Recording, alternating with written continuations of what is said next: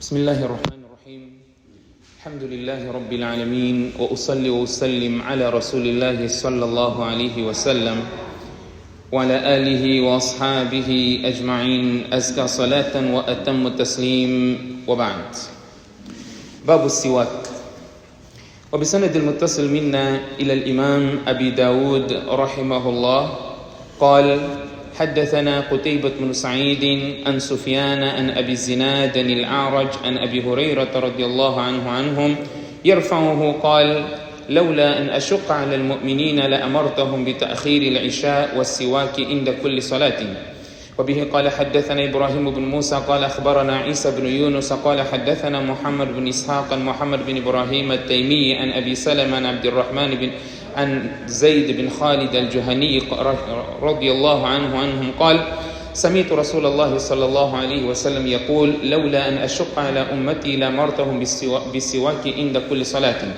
قال أبو سلمة فرأيت زيد يجلس في المجلس وإن السواك في أذنه موضع القلم من أذن الكاتب فكلما قام إلى الصلاة استكى. Estimados irmãos, depois de termos falado na lição ou nas lições passadas relacionado à purificação, o Imam Abu Daud termina este capítulo e hoje vamos dar início ao capítulo relacionado ao siwak.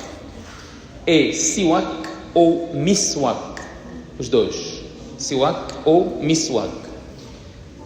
Portanto, o siwak ou miswak é aquele ramo, né, é um pedaço de pau pequeno, um ramo, com o qual esfrega-se os dentes para purificação, para limpar.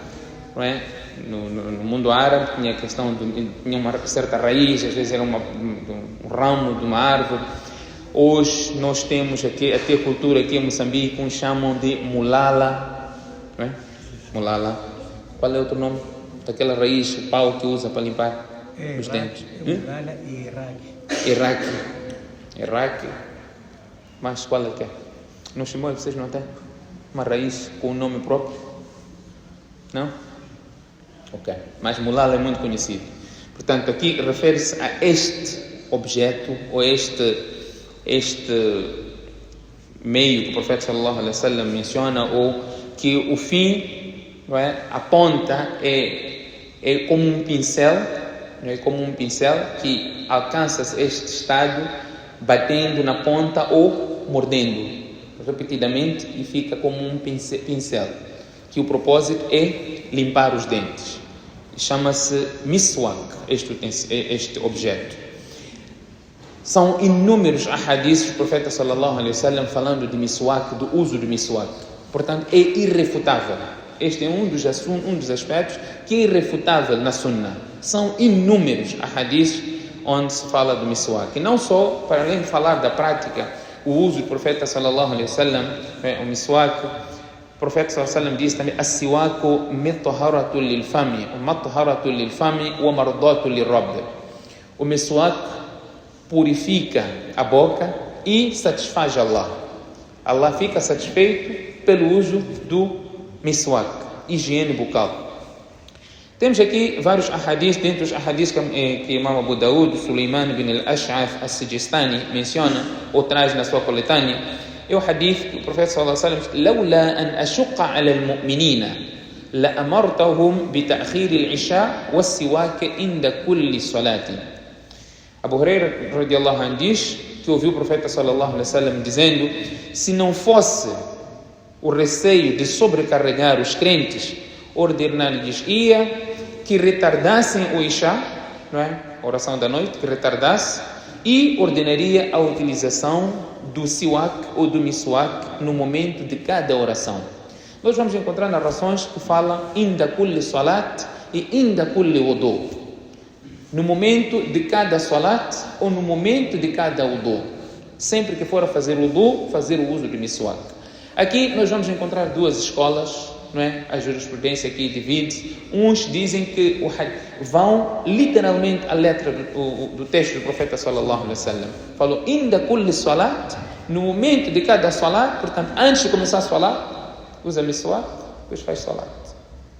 Outra narração que nós vamos passar aqui é inda kulli wudu, no momento de cada wudu que for a fazer. Portanto, antes de bochechar, usa miswak e faz wudu. Vamos encontrar as duas narrações. Uns optam por o hadith inda kulli salat, também refere inda kulli wudu. Era uma forma, interpretam desta maneira, que era uma forma onde o profeta sallallahu alaihi wasallam pretendia enfatizar a todo custo que você não pode fazer salat sem usar primeiro o miswak, não é? Ou fazer o wudu, fazer o uso do miswak.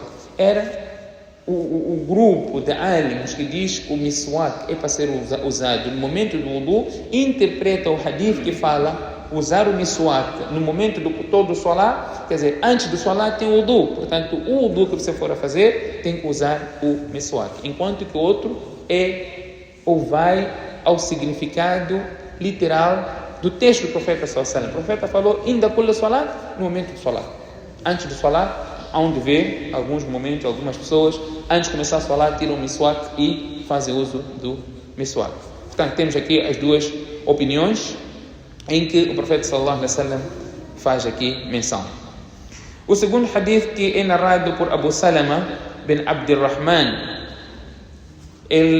Abu Salama menciona que ouviu o profeta sallallahu alaihi wasallam dizendo: "Laula an ashqa ala ummati". Primeiro hadith, se não fosse o receio de subcarregar os crentes. O segundo hadith, "Laula an ashqa ala ummati", se não fosse o receio de subcarregar, ou dificultar ao meu ummah, dificultar. O profeta não estava para dificultar o ummah. Allah nem pretendia dificultar. وَمَا جَعْلَ عَلَيْكُمْ فِي الدِّينِ مِنْ حَرَجٍ. Allah não colocou nenhuma dificuldade na religião. O Corão menciona. Quando se tratou da hipótese de dificuldade, o profeta sallallahu alaihi wasallam disse: "Laula an ashqa ala ummati la amartahum bis-siwak inda kulli salat". Eu ordenaria o meu ummah a fazer o uso do miswak no momento de cada salat. Abu Salama, que é o narrador, diz: "Fara'aytu Zaydan yajlisu fil masjid wa inna as-siwak fi udhnihi mawdi' al-kalam min udhn al-katib". Eu vi Zayd, Abu Salama está a dizer, eu vi o Zayd sentado no masjid, wa inna as-siwak fi udhni, o seu miswak estava na sua orelha, da maneira como um escrivão coloca a sua caneta por cima da sua orelha, né? O escrivão, no passado, as pessoas, até alguns pintores que estão a desenhar com aquela caneta deles, quando no momento de pausa, em vez de deixar no chão, pousam a caneta na orelha, por cima da orelha. Então o narrador aqui do hadith está a dizer: eu vi Zayd, que é uma das personagens aqui no hadith, يجلس في المسجد, estava sentado no masjid, وإن السواك في أذنه موضع القلم من أذن الكاتب. E ele tinha colocado o seu miswak na sua orelha, como o escrivão faz, como coloca a sua caneta. فكلما قام إلى الصلاة استاك. Cada momento que ele levantasse para fazer salat, sempre que ele levantasse para fazer salat, ele fazia uso de miswak.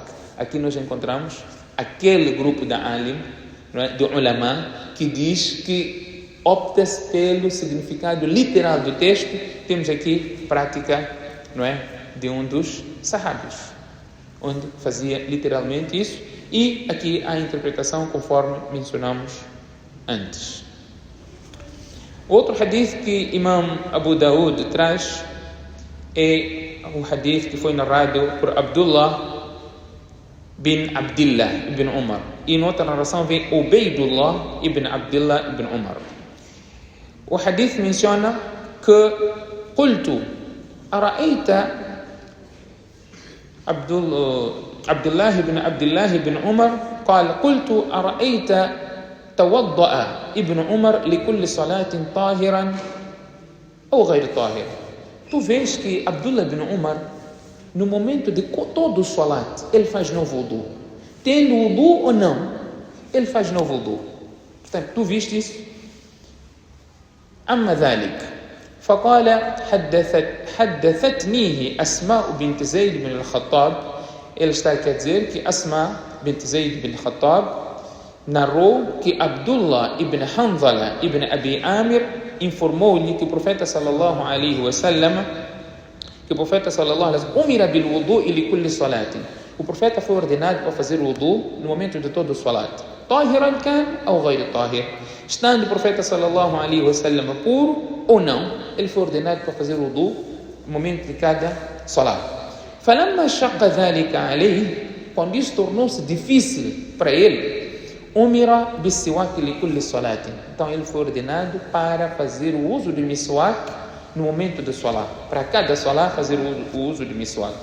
فكان ابن عمر يرى أن به قوة فكان لا يدع الوضوء لكل صلاة.